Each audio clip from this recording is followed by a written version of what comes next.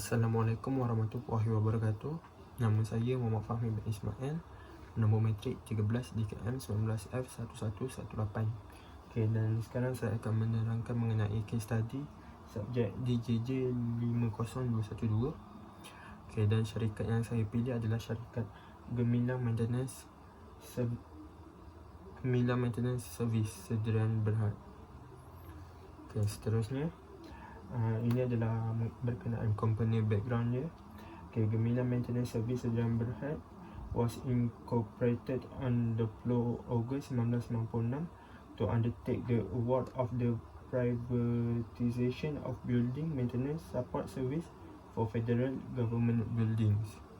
Kemudian we initially started as a comprehensive single source provider for government solution.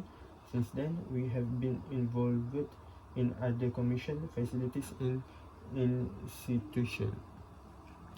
Okay, main activity of the company is the provision of facility management service covering the entire operation and upkeep of a building.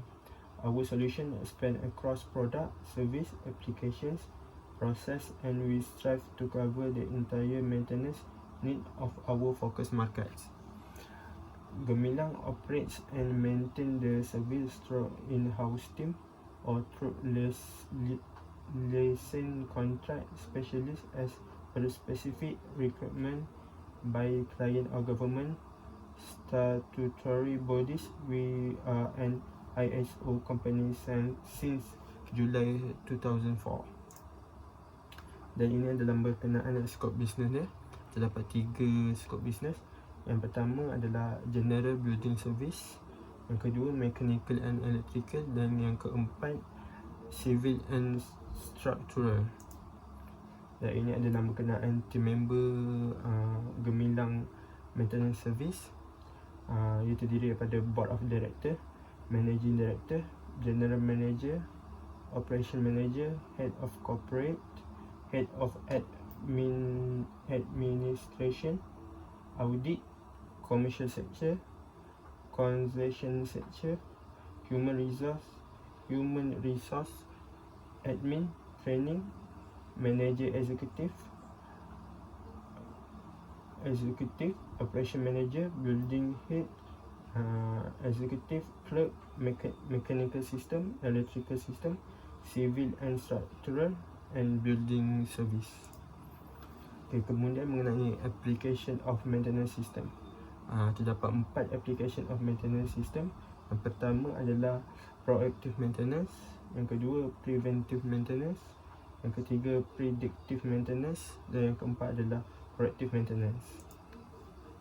Dan yang ini adalah berkenaan witness of Gemilang Maintenance Service.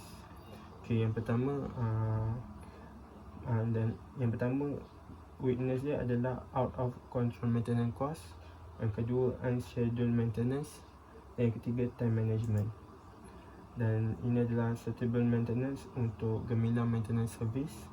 Okay, yang pertama adalah field service management software, yang kedua hire more employer to save more time, dan yang ketiga keeping maintenance budget under control. Dan conclusionnya adalah, in conclusion, Gemilang Maintenance Service is a company that has various skills from all aspects involving general building service, mechanical and electrical, and civil and structural. The company also has a few weaknesses, and those weaknesses can be overcome immediately if the company take early action. Sekian, terima kasih.